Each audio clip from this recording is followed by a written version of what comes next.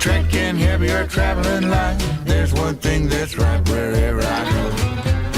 That's where I am.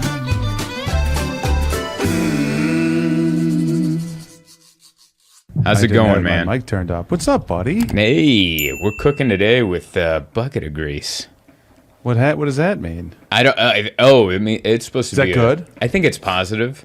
I always hear Tony Baker say it, and I always like the way he words things. So I always think everything he says is positive. So I don't know. Who's Tony Baker? Comedian? I don't know Tony. Oh, comedian, super funny guy. Does the animal voiceovers. So that's what got him a bunch of followers on Instagram. But he's a great comic. Yeah, he's a really good comic. No Emma this week. Oh no, what happened? She's around the corner. She's in the bed. She's working on safe journal activities that she's busy. Sure, Yeah. I believe it. Yeah. I believe her. She's busy. She's trying to get this company off the ground. I hold her back with all my nonsense, and I'm like, why don't you work on that? So she's busy for good reason, which always means that I will be in the garage for the next 4 hours packing orders and helping. Sure. Which is a good thing. Hey, if this comedy thing ever falls off, we're going to be living off some Safe Journal money. So I want that thing cooking on all cylinders. Hey, it's not a matter of if, it's a matter of when. Doesn't it feel that way? Like comedy's never been hotter. I'm not just talking about my career specifically. I just mean like there's like 10 comics doing arenas, maybe 15. There's like hundreds of comics, most of which we've never heard of, filling out theaters, selling out comedy clubs. Every comedy club calendar I look on that I'm about to show up at, I don't know who's on before me. I don't know who's on after me. And sometimes I know the person that's doing the night before me, and they're not sold out.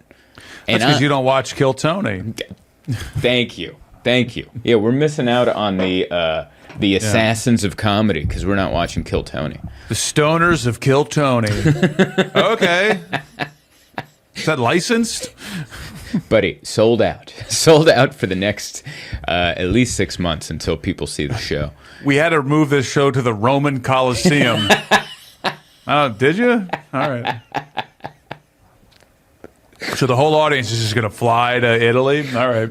There is nothing more telling that when like comics move up to a gigantic arena, they're like, well, we have to do it do you have to do it in an arena, or can you just put on multiple shows? Another show, yeah. At a theater and then leave, and you're like, yeah, but we're leaving so many people out. And it's like, to me, I get where that comes from a business sense, but at the same time, you're like, are you saying these people won't come to see you next year? That we got to get everyone now, because if we don't get everyone now, we're not going to get them again. This is our only shot at this. That's the agents doing that. Yeah. They want all their money, they want it now, and then we'll deal with something else later because they don't know what's going to happen. And That's to be true. fair, like if you just want to look at it from a business perspective, I get it because like who knows who's going to say what, and then all of a sudden they're canceled and they lost out on $10 million this year because the comic wanted to have a little bit of decency in a life. Yeah. All right. Can you imagine the agent for MC Hammer if he just said, you don't have to do arenas. Do you like theaters? We'll get them next year. And then next year, and it's over. And you're like, how about next month? Like, I can't come back in a month? Oh, because my market's going to be saturated? But it's okay if I do it today, but in 4 weeks, they won't come. They will not. It's like whoever had to represent the Haktua girl, and she seems like a nice girl. Sure. And then she got famous, and then the podcast, and then there was like some sort of crypto scam, and then it's like it's over. I don't know if it's over, but I saw something saying that like she's not as popular as she was, 6 months ago or even a year. I mean, whatever that video took off a year ago or whatever, but. But let me ask you this: Yeah. Is anybody like we didn't expect it to go farther than a year, right? Right. So I think anyone watching that was like, "Oh, it's still going. Good for you." who bought the coin? That's like there's got to be some sort of like responsible party here. because, and I don't mean like held you responsible, but like, were you not responsible enough to go, maybe I shouldn't buy the Hawk coin? I lost everything. The Tua currency. I invested in the currency of spitting on wieners. Like, stop it, guys. Like, I will say this, no matter how far or how abruptly my career ends, if you ever, and I mean ever, see me or a hologram of me or a regenerated version of my dead body hawking a cryptocurrency at you, do not buy the coin. It's a scam. Something has clearly gone wrong in my life, and we are scrambling to keep our lives together, and I am hawking a do not buy this coin. Replay this message, put this in the Smithsonian. They wouldn't let me in, but just keep it on YouTube and reference it if you ever see me going, hey, did you miss out on Bitcoin, Ethereum, the other one, hawk the Dodge one? Now it's time for some Zcoin. Get yourself a Z-coin. Put your life savings into the Z-coin. It's just the money symbol Twiz. Yeah, if you see me put out a coin, just Venmo me some money, because I think honestly I personally would probably put out a coin before I put out a GoFundMe for my bills. Yeah. You know, so that's what's happening. If you ever see me trying to scam people, just Venmo me a couple bucks, because I'm desperate. If you think about it, I think putting out a celebrity coin is the celebrity version of just going on Venmo and begging for money. Because that's technically what it is. Like, right?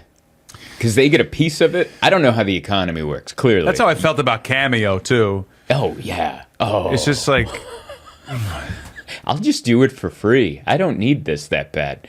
People would hit me up during the pandemic. Would be like, hey, do you mind saying happy birthday to my mom? She's a fan, and we'll send you some money. And I'm like, I don't. I have too much shame to charge you for this. I'll just do it for free. I don't know, that'll be $20 because I was like half high and said happy birthday to your mom while sitting on the couch. And no knock on the people that do it, but a little bit of knock. But like, and there's a business side of that too. Right. Like, there's Cameo Personal and Cameo Business. You could pay an extra $100 and they'll promote your product, type of stuff. Like, I saw that because as a joke at an old podcast, we were trying to get Bam Margera to plug our podcast, and we were going to use that as promo. This is like years ago.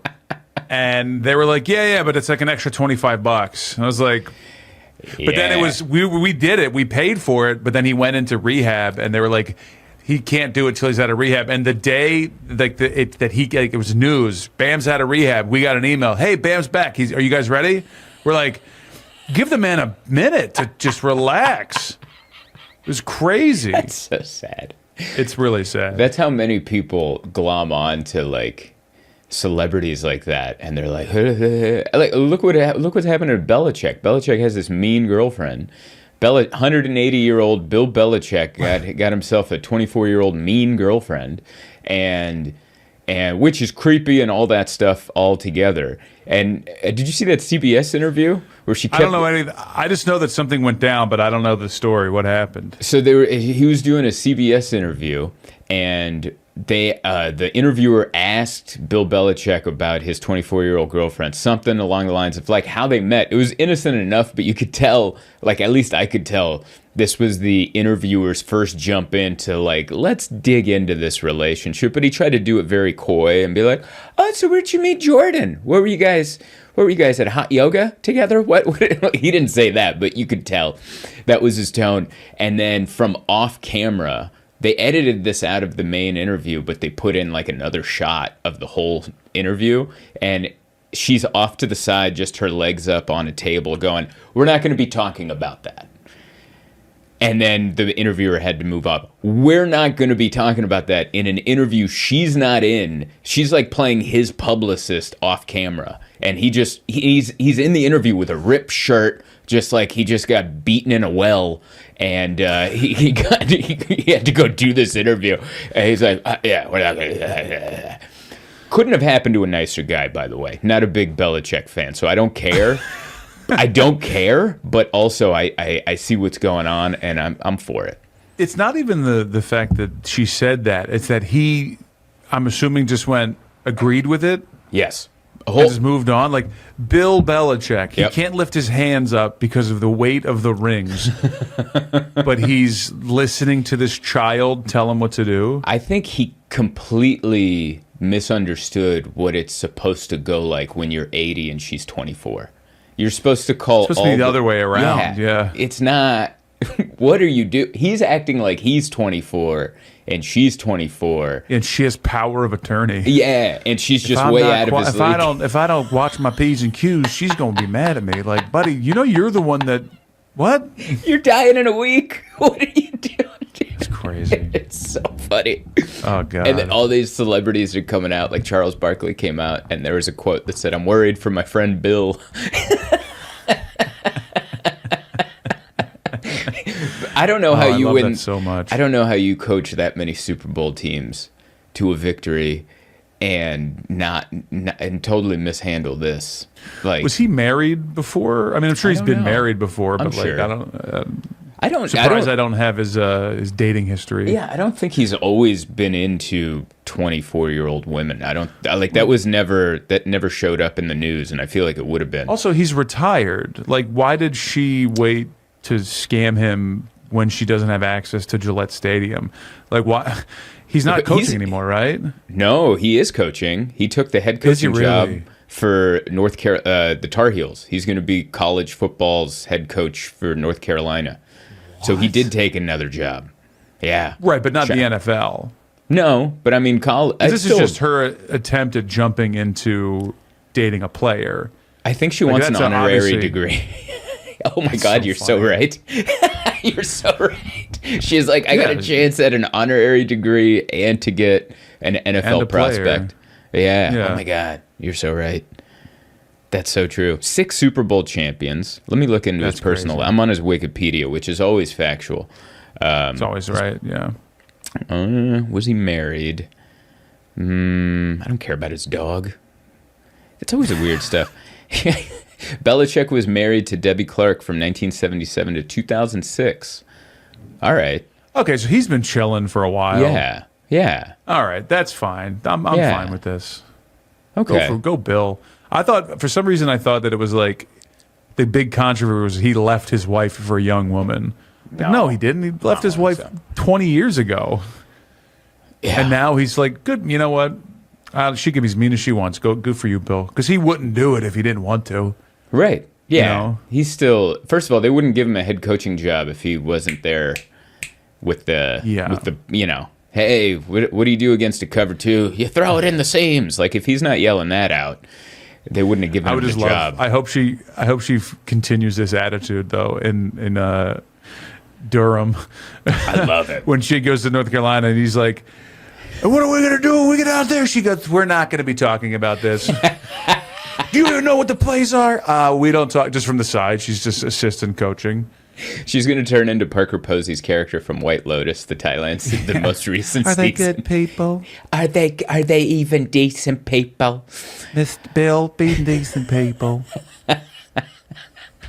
I love that. But look, it goes in to show you that, no matter how old you are as a guy, you still want a young 24-year-old moron to be around you. Do you?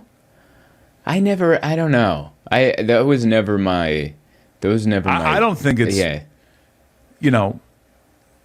But you only see, like, I don't know. The whole thing is, we know what it is. It's money. It's fame. It's power. Like, she's not. Well, that's why that interview is weird, because it's money, it's fame, it's power, right? But you didn't do the power part. You missed the whole power part. No, he did. She's doing great. No, I understand that. It out. She wants the money. She wants the power. She wants the fame. She has all that with him. Yeah. Yes. Like, for anyone to believe for 1 second that she's loves him, it's crazy. Like, she loves him like she loves a dog. Yeah. Like, this guy's my dog, but I'm going to go out for the night and then I'll be back eventually. It's like it's like, and when he just wants to have a hot young thing around him. They're both getting what they want. Yes. So, like, good for them. She's a 24-year-old. He's an 80-year-old Shar-Pei puppy. And she thinks the Shar-Pei puppy is cute, but then I'm not going to bring you to the nightclub. No, Bill. No. You stay at home. I'm going to leave a bowl of food at home. and I'm going to put a camera on you so I can watch you. And I'll have a tracker on your collar because I know you get lost. You get Showing turned people at the around. club. Look at my bill at home. Have you seen those viral videos online where like a dog goes into it's like a big dog goes into a small room and doesn't know how to get out, and then they're just stuck. No. They don't know how to like. Sounds awful. Yeah, they don't know how to back out, and then they're funny because it's like a funny video because like there clearly is a way to back out, but the dog just doesn't know its bearings. So then the owner comes in and goes like this, sweetheart, and lets him out. I think that's what's going on with Bill in the mansion. Jordan has to come in and go, Bill, did you get stuck in the pantry again? Here you go, sweetheart. This way. Because he's got a huge pantry. His pantry's the size of a 3-bedroom apartment in Astoria. $10 million a year he's getting paid to coach that college team. That's how much money colleges have. Thank God they're paying players now, because that racket went on way too long. It's crazy. Now, this is going to be a lot of sports talk. I can already feel it. I mean, I'm wearing a baseball jersey, for God's sakes. We're going to get to it. Sure. But now, if you're a later draft pick in the NFL, you are actually leaving money on the table by not just going back to college and playing another year, because you'll make more money playing like the star quarterback for the University of Texas. He had a dumb Texas name, something like Ewan Quinn. It was like right next to Wyatt Earp. His name might as well have been Wyatt Earp. Jacob McCurdy. Yeah. Jackson Dart. Who's naming these athletes? That's a real name. Is that a real name? That's the Giants. I was just like, good riff, Zoltan. No, what a great name you just made up. Jackson Dart is a real quarterback, and 20 years ago, two parents wrote that on an official document at a hospital, and they let them leave with the child.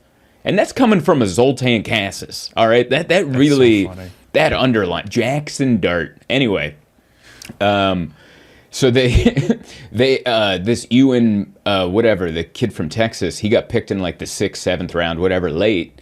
And in the article, that he's like, he's actually losing money because the signing bonus and the contract he's going to get from being drafted so late is less money than he could make in the NIL deal if he stayed as a starting quarterback in college. And I was like, whoa, what an interesting dynamic. Now there's going to be a push-pull.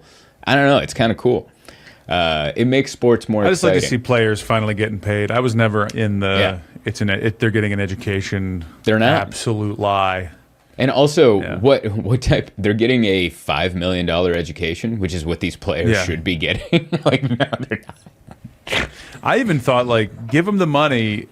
Like, the idea that they weren't able to get a meal paid for, right?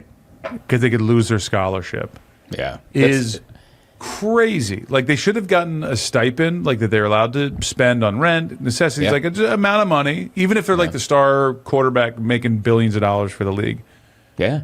And then, but then the money that they're supposed to get goes to an account that when they leave, they get access to. It's their money. But, give them like a spending account, let it accrue for them. If you really wanted to try to be like still as an education, right? Fine. Yeah. But they should get that money eventually.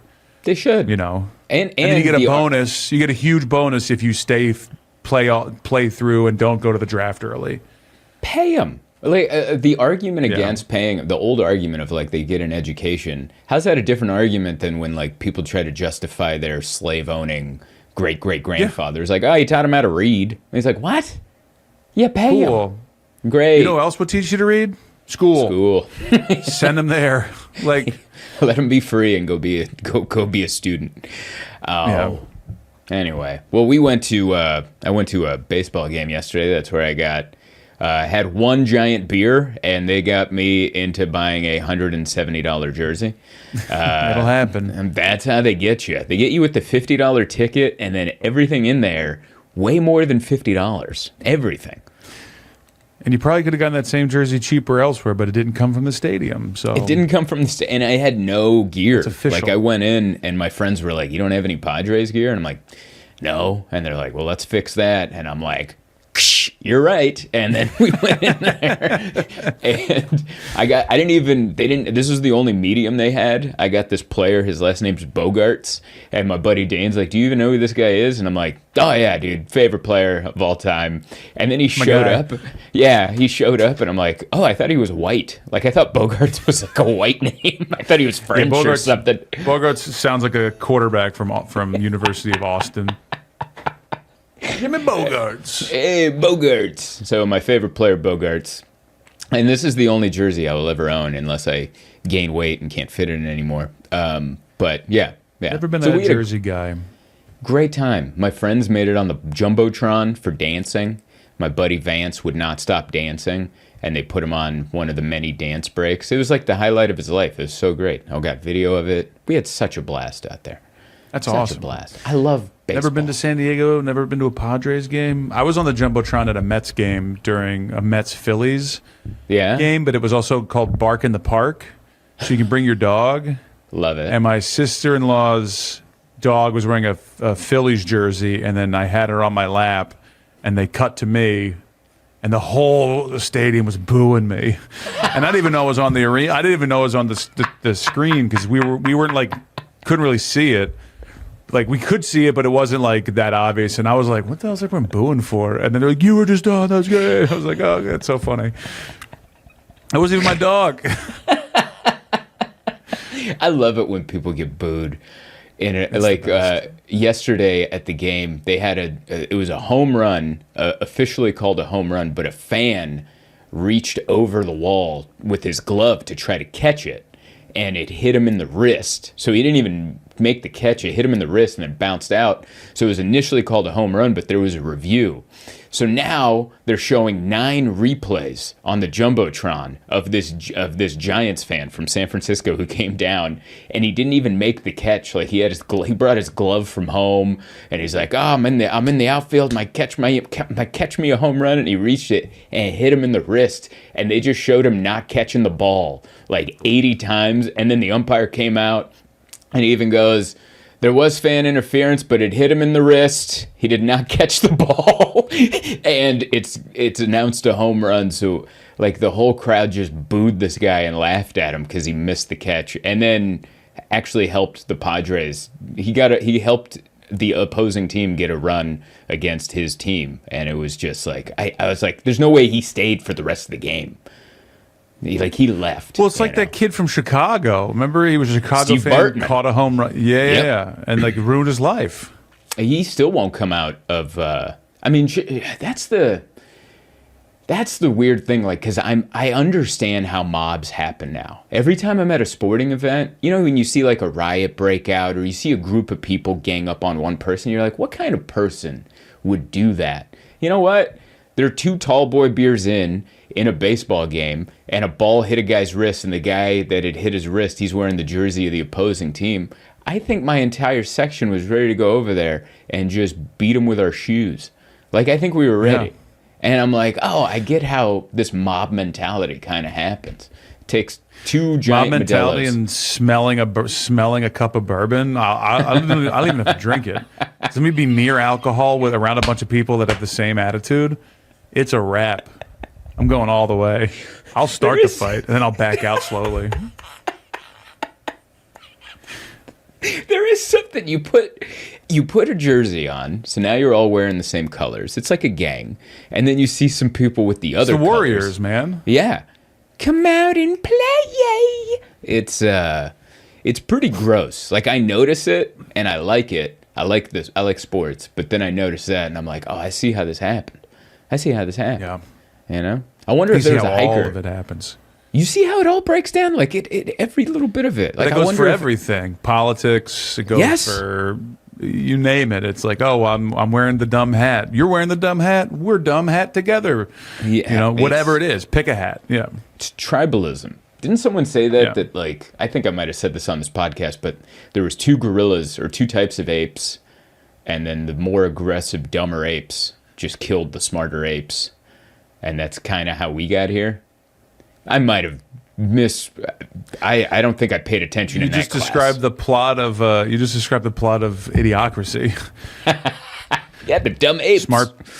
Smart people knew it wasn't the right thing to have a kid because things were going to hell, and so only dumb people bred, and then they just bred away the smart people. It's just multiplied. And by the way, I'm not counting myself in the smart. I'm like this weird part.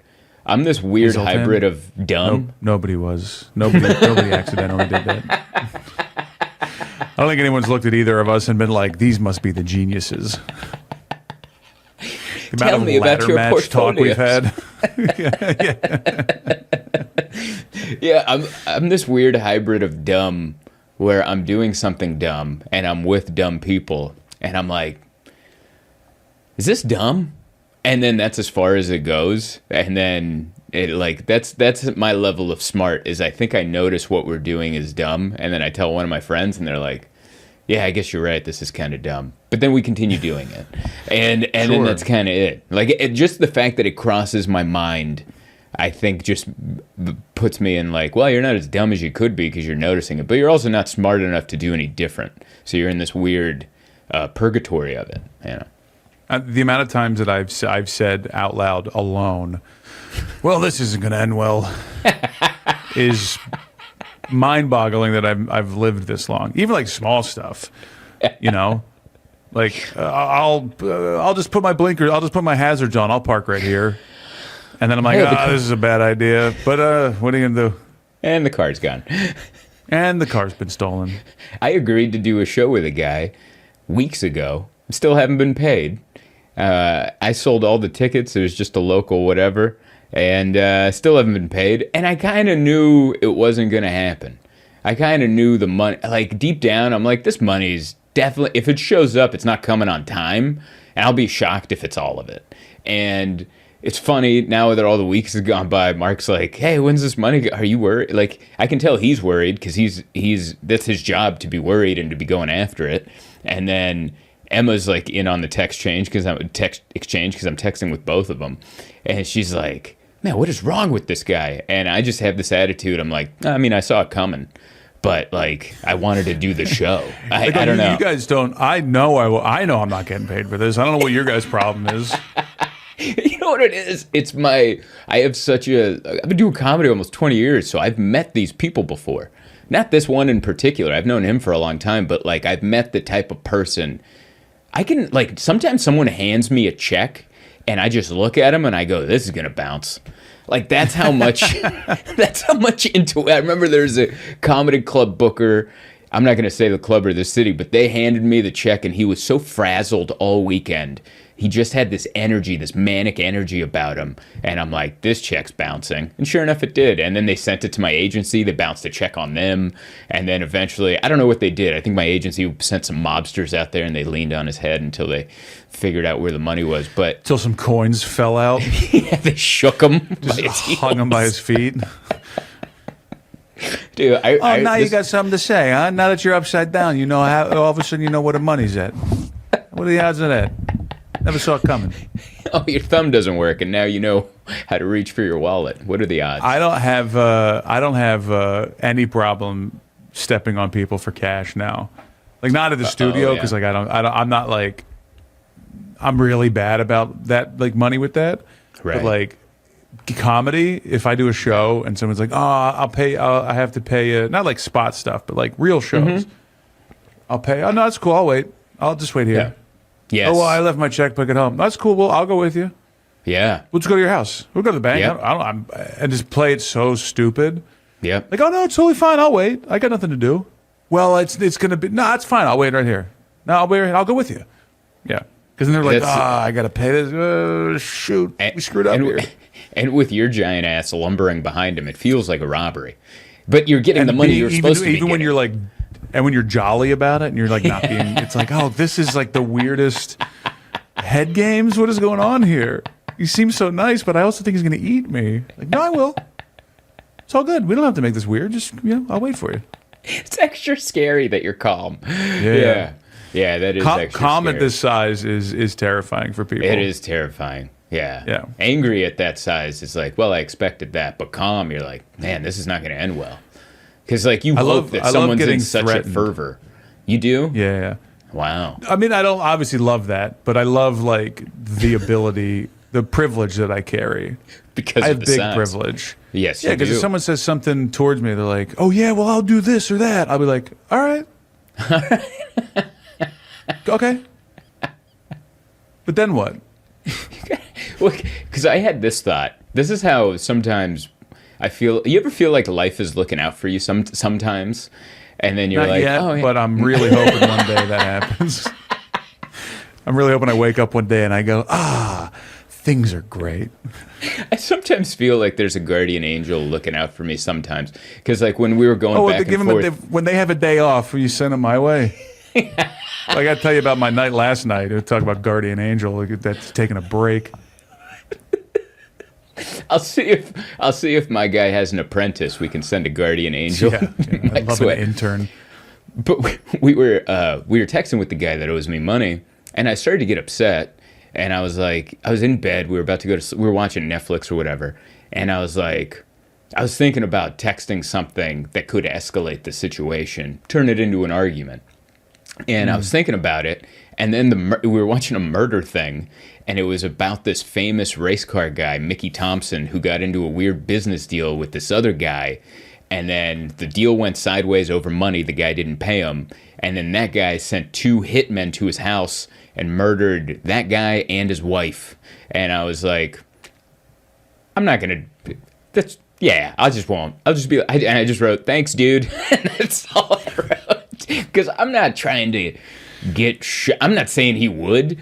I'm just, there's no situation I'm willing to get shot and killed for any of this. So, No. Yeah. I was like, Okay, but that's if you're why just never going to pay me, you're just never going to pay me. And then you just Right. have to be the guy that doesn't pay people.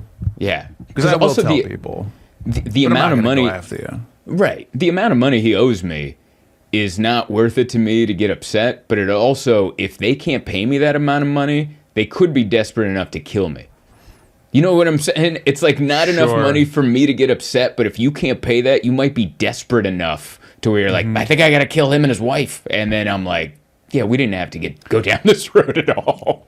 This is ridiculous. Yeah. Yeah, no, that's but it's like the Bronx Tale thing, you know. How much does he owe you? $20. Well, it's like he's like, this guy's dodging me. He owes me money every time I see him. He dodges me. It's like, well, how much does he owe you? He's like, $20. He's like, oh, $20. You just cost you $20 and never have to see this guy again. Exactly. Like it's the cheapest. Is the great. Is like, why are you so smart, Sonny? How come you know so much stuff? Because But I always think about that. he's one That step applies above. to so many things. It's so many Yeah. things. I'll give you double if you never talk to me again. That's Really. one How of much? my- How much do I owe you to never have to do this kind of thing again? We just never have to do this again. We could also do that. What was this night that you had? Buddy, It's already a good start. I work hard. Mm-hmm. You know, I think I put in the hours. I'm back lot. doing spots. I'm back to like my brain being allowed, like able to do spots. So I'm like working extra hard. I'm at the studio 10, 12 hours a day. Wow. Get off a little early yesterday. It's like 5 o'clock. I go to the grocery store on the way home. I was like, I'm going to make a nice dinner, make myself a bunch of meal prep for a couple of days. I Hey, can have there you go. nice healthy meals. So I go get groceries, come home, see my beautiful bride-to-be sitting on the couch working on her podcast. Yeah. I drop the groceries down. Don't even put them in because I'm gonna go get changed. I'm gonna put on some house clothes and then I'm gonna start cooking. I go into the bedroom and I just hear didn't even realize it until later. I just hear a little tap tap. Like, oh. Then I go out the door. Don't even have my shirt on because I hear Mike. And I wonder what this is. Open the door. Becca's standing there in the kitchen holding the back of her head. She goes, I think I just blacked out. And I go, Why are you holding your head? She goes, I think I fell down and hit my head. Pulls her hand, and blood is just gushing out of the back of her head. Like dripping down her arm. I'm like, whoa, we got to figure this out. So she kind of like gets on the ground, and she's holding her head. She's like, oh, I think I screwed up here. She hadn't eaten anything all day because she's been working, like on her podcast. Hadn't had any water.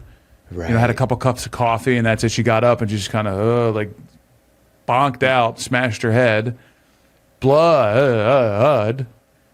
And then we go to the emergency room, and she ends up with 3 staples in her head. Jesus. That is staple her noodle shut. Wow. Yeah. And so we're just in the emergency room clotting blood and sewing her up like we're at an Office Depot. It was crazy. Wow. Is it concussion? I wish there were more punchlines to this. No, they didn't think so. No. They don't wow, think so. They didn't test her for it because they ran like verbal tests, and they were like, you're not showing any signs of concussion. Wow. And so she, then the whole time she was like, oh God, they're going to have to shave my head. I'm getting married in 4 weeks. I'm going to be bald. They thought you were going to shave her to have to stitch her up. But they literally had like a staple gun, just like click it, click it, click it. Yeah. And I have pictures of it. It was terrifying. I mean, correct me if I'm wrong, but they use staples when stitches aren't enough, right? Like it's like a probably, heavier. Yeah. I don't know. It was very disturbing to look at. I don't do well with injury and cuts and blood and stuff. So I don't either. it was it was tough. Wow. It was and it was more humiliation than anything. That she just felt so stupid for having fallen and hit her head. Right. Yeah. Yeah. And then when we go to the emergency room, we go to the emergency room and which has like a 1-star on Google. It's like, don't go to this emergency room, but it was the only one, you know? So we went and they were the nicest people. Did I cut out? Yeah, I think it cut out. You said it had a 1-star review on Google, and then whatever you said so right after. It's like, don't go to this emergency room. Yeah. And we went, and they couldn't have been nicer. Oh, good. There was a girl coming out of like the doctor's area, or the emergency part of the waiting room, and she's like got a big cast on, and she's got like road rash all over her face. Oh, Jesus. And the nurse looks and she goes, and what have we learned? and the girl goes, wear a helmet when you're biking. And she's like, that's right, you wear a helmet. I hope I never see you again. It was like honestly pretty great. They were great. Wow. Shout out to Mount Sinai in Queens. They were very nice. The doctor was really cool. Way more than 1 star. Yeah. Sounds like. Yeah, 1.5. It's right when you were telling that story where you came home and she's working on her podcast. I was about to say, she works really hard on that podcast because there's so much information. It's not like us where there's like no show prep. The only note I had written down is Bill Belichick's mean girlfriend. That was the only note I had coming into this. There's a lot of work that goes into it. And I was about to say, and she works really hard on that podcast. And you're like... Sometimes too hard. Yeah, and then you're like, she's not eating or drinking water, and she fainted. Man. So they didn't have to shave her head. No, they just clicked a few staples in. I'd never seen someone do staples before. It was tough to watch. Because they didn't numb her up. They were like, we could, but it's going to be, that's worse than the staple.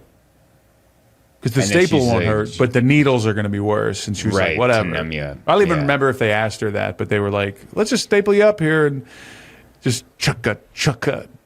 I thought, for some reason, I thought they were going to be like these, like, what was the metal mouth guy from 007? Jaws. I thought they were going to be like these huge, like, iron hooks in her head.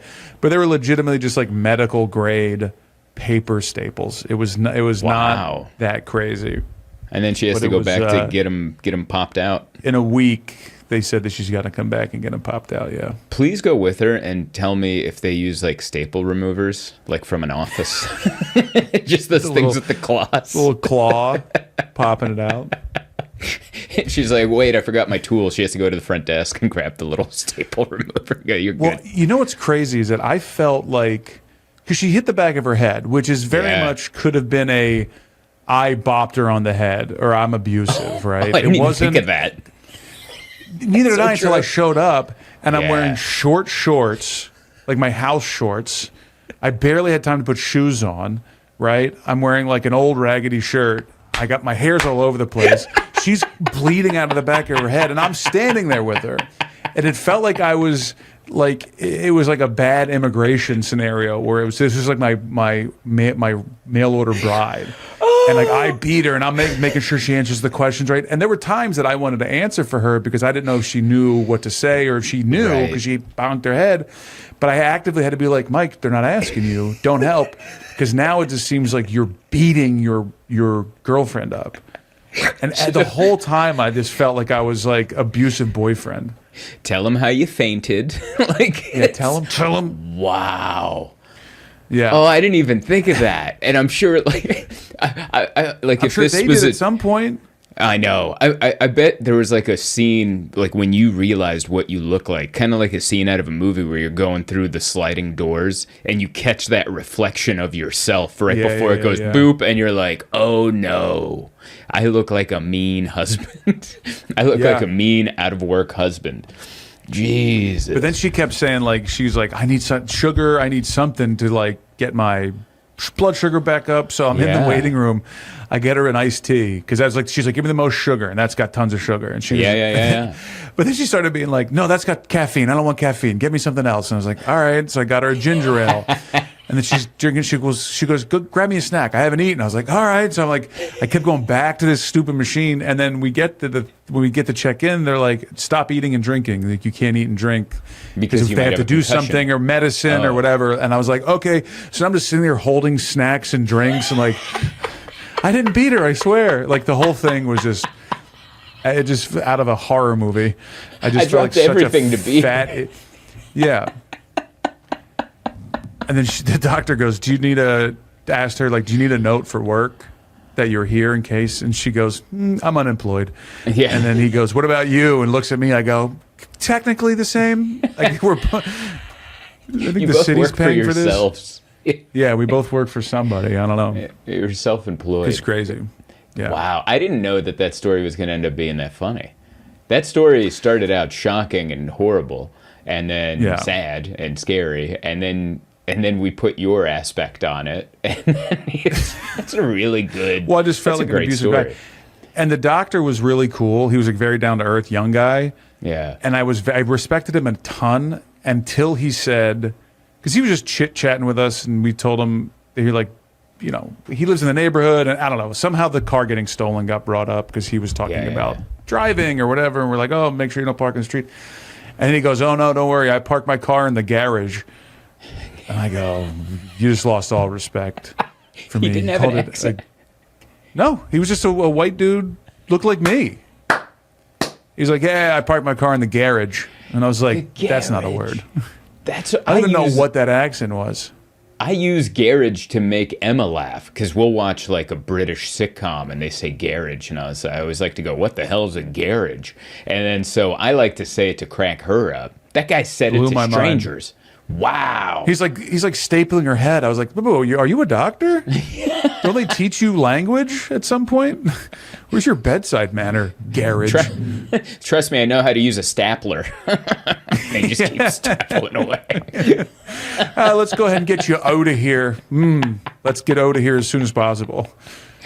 So my wife doesn't have a concussion, but I feel like you might. You just called it a garage. Yeah. I think you might have an issue. And he was like talking smack about the healthcare system, which I kind of started to respect him again. Right. Because he was like, so allegedly, he was slipping us like, oh, take some, like, here's some extras.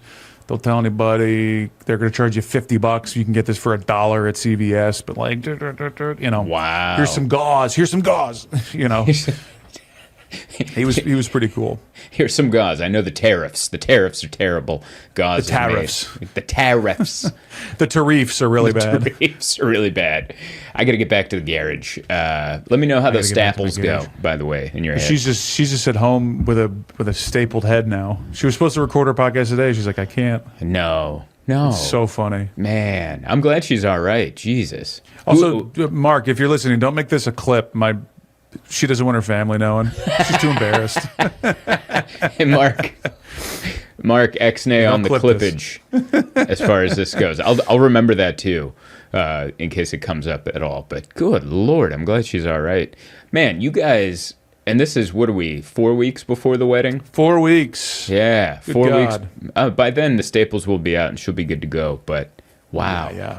That's all. She was laying on the floor in our apartment, holding her head. She's like, they're going to shave my head. I'm like, let's worry about the hole first. Yeah. Let's figure out the hole. We could Sharpie in the black bald spot if we have to. Or put one of those, like, I mean, thankfully they didn't, but put one of those, like, Amish woman's yarmulkes. You know what I'm talking about? Where they put bonnet? the hair. Yeah, it's a bonnet. That's the thing. Yeah. Not a woman yarmulke. That's not what that is. A woman's yarmulke. A woman's yarmulke. Yeah, a bonnet. They could have done that, but thankfully they didn't have to. Good Lord, man. You guys, I'm gonna talk to my guardian angel and see if we can't maybe some sort of timeshare. Just send him over to the Albanese household. We were worried that we were going to have something dramatic happen at the wedding. She was worried that there was going to be some sort of big problem at the wedding because when things happen in 3, the job, the car, and she was like, it's going to be the wedding. And then the doctor actually said last night, he goes, oh, well, this is the 3rd thing. We were like, oh, hell yeah. You're done. Just a little hole in your head. Just a couple of staples. It's unbelievable. I told you I was a little upset too because I was like, man, I really was looking forward to making my quinoa bowls. Like, can I just do that? You're good, right? You're fine. You never got dinner. There was no. Well, I felt like such a piece of trash because she was like bleeding, like holding paper towels in her head, and I was like, all right, I got to find my shoes, my thing, and then I had chicken and eggs and some stuff, and I was like, and I really quickly put all that in the fridge. I was like, oh God, should I be more concerned about her or the chicken? I was like, I think she's gonna be fine. Let's get this chicken away. I don't want to have food left out. You show up, it's a junior mint. Like you got junior mints before you came and checked on me? No, it was like in the same time. I got the call and they were there. Oh, when did you stop for jujubes? Right after I got the call? Same sitcom, different surgery episodes. That's what it was. It was the jujubes, not the junior mints. That's so funny. Yeah, I've been in those situations where you're like really hungry and then something emerges and you're like, now I can't eat it. Oh, there's a comic that has a really good joke about it. I'm not going to give the name away or what the joke is essentially, but it's about being broken up. I guess I am now, but being broken up with while they were warming up some food. And so then, broken up with, and then the microwave goes off, and then so you're just there with your food, going, "Well, I guess I can't eat this now because we're ending." You burn your mouth on it. You burn your mouth like, oh, 2 things in one night. There's gonna be a 3rd thing. Everything comes in 3s.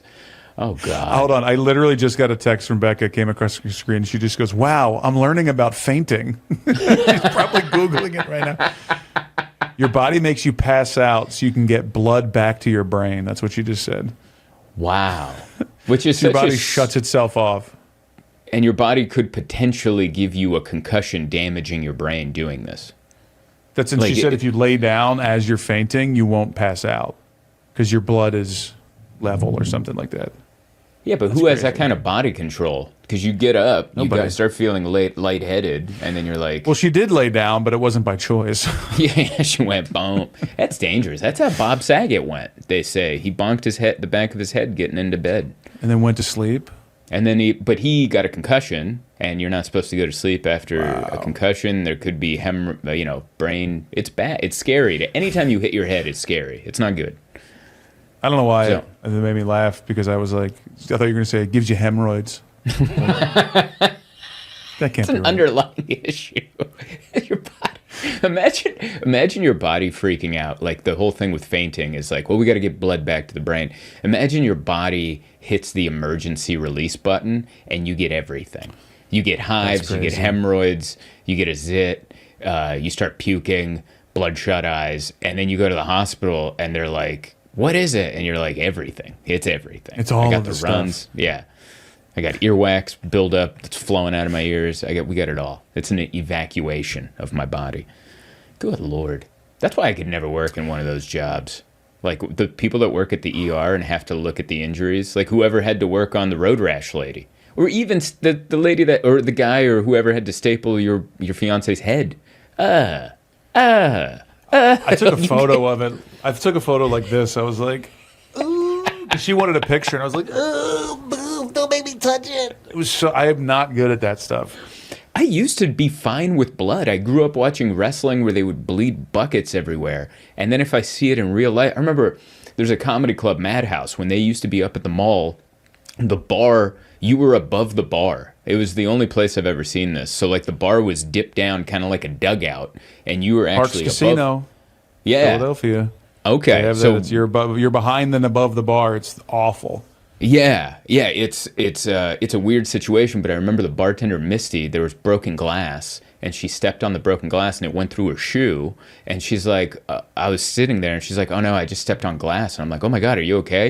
And then she lifted her foot and then it looked like they just slaughtered a small goat like down there, and she's like, and she needed help, and I just immediately went, like I felt all the blood rush out of me and I had to sit down and I'm like, "Help her! Help her!" I just started yelling for other people to help her, and they went and got her. And then help me. I'm Help her and clean it up. I can't look. I'm gonna go down. But yeah, the people that are able to work in like emergency rooms and all that stuff, good Lord, they must have. because you become desensitized to it, and that I think is scarier than seeing it. Because Right. not now seeing an open wound and like brain matter, you're like, it's Tuesday. What are you Yeah. gonna do? There was a And that comic. part to me is like a little tough to grasp. I don't ever want to be desensitized to, or I don't know. Like there was a comic that used to be an EMT, and he's like, "Yeah, I stopped doing that. I did it for 15 years, and I saw horrible things." And he's like, "Yeah, you just eventually get desensitized to it." And I'm like, "Ugh, you kind of become a psycho." Because you get like none of this stuff means anything. You're like laughing at horror movies, or whatever. Yeah, I mean, look, cops love them or hate them. Like there's a reason that they're just like, all right, like whatever, dude, because they've seen it all. They're constantly being, their defenses are up all the time because at any moment they're just waiting for something awful to happen. Yeah, that's why when the new guy, anytime you see like the new guy's face, he's just scared. Man, I watched this one. You know how they release body cam footage now, and there's all these YouTube channels because it's like public domain, and they post body cam footage of stuff you don't even hear about in the news, but it's all public domain. And the scariest one I saw, they were looking for some dude with a gun, and the cop showed up, and he was like a young cop. You could tell by his voice. He's like, "Stop!" He's like trying to get this guy to stop, and the guy turns around. And I remember he had gold teeth all the way through. Scary older guy, looked like he's battle worn, like he's been in the gang life for most of his life. And he looks at him, he goes, "Oh, you're a rookie." And he says this to him. He looks him in the eyes and goes, "Oh, you're a rookie. Oh, you scared. I can tell you're scared." And then he goes up and grabs the cop's gun, pulls it away from him, and points the gun, his own gun, at the cop, and goes and just keeps yelling at him like, "You're a rookie. You're lucky I'm not like killing you." And then he runs off. And I'm like, I felt the fear that cop felt because you see the same vantage, the POV that he has. And I'm like, I would have given him my gun too. Like he scared the crap out of me. And it's like, that's the kind of stuff that you wonder why cops are the way they are after, 20 years on the force, whatever. It's because they've been in situations similar to that, and it just hardens you up like a callus. It's How many crazy. times do you have to pull a gun on a person, potentially shoot a gun at a person, be shot at, guns pulled, before you're just like, I'll kill everybody. Like, Yeah. I don't care about any, like, I don't know. It's I mean, scary. look, I thought about being a cop at one point. I was in the junior police academy in middle school.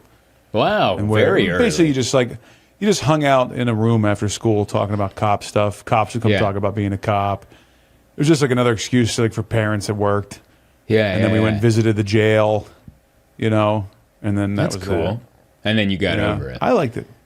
I just thought it was cool after school activity. But in my mind, I was like, I think I had to convince myself in order to get in. So I had to convince them that I wanted to be a cop, and that's how you become part of. You don't go to magic, the magic club because you don't. You know what I mean? Like you kind of have to show an interest. So I was like, oh, this could be cool. I'd have gone to any club, to be honest. I'd have gone to Grilled Cheese Club if it meant I could, hang out with some people and do something fun. There's so many people that got into, like my friends that got into things just to get out of other things. Like my buddy Dane went and took the ASVAB test which is to get into the military. And he only did that so he could get out of the rest of school. So he actually took a test to get out of having to go to the rest of his classes.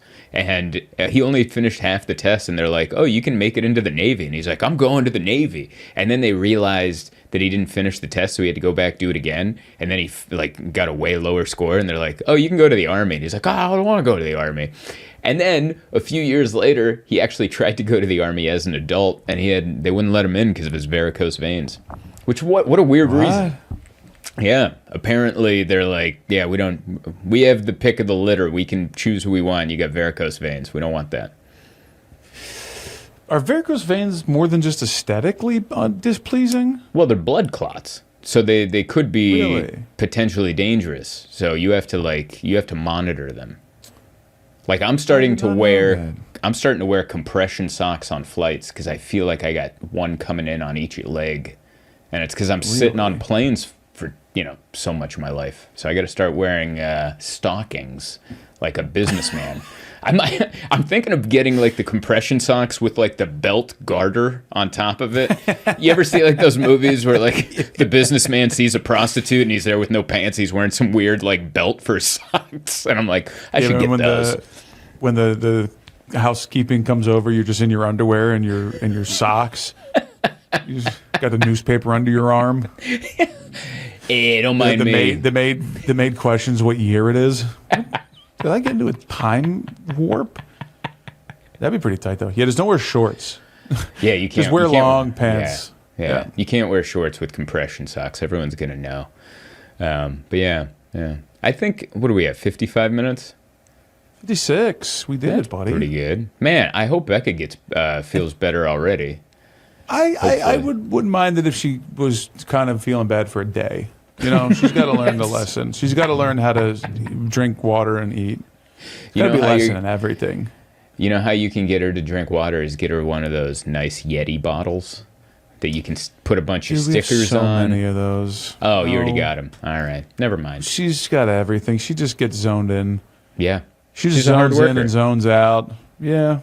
I think I see the connection between you two because you worked really hard to put on the studio. She works really hard on the podcast. Now that she doesn't have the corporate day gig, she's all bought in on the podcast. She can just go in and just black out once in a while. I'm gonna get her. Maybe I'll buy her like a "Sorry That Happened" gif. It's just a helmet with a pillow, like a walking helmet. I wonder if they sell those. That's actually a great idea. If you got her a football helmet that said corporate gossip on the side, and it's like you got to wear this. You have to wear this helmet while you work on the podcast, just in case you. And I know exactly where I can get one. And I have stickers. It's happening. On the way home today, I'm buying her a helmet. And I'm Please do me the honor. Hey, I got you something. Do me the favor of sending me a photo of that if you do it. That would make my day. All right, man. We'll post it. Yeah, definitely we'll post it. Anyway, follow Big Man Mike and the Burrow House Collective if you have any podcast needs out in the New York City. And Zoltan Burrow House Comedy. Creative, but I should have gone Collective. That's much better. I knew it was C. Creative actually makes more sense. I wasn't going to correct you because who cares? But also I was like, damn it, that's a good name.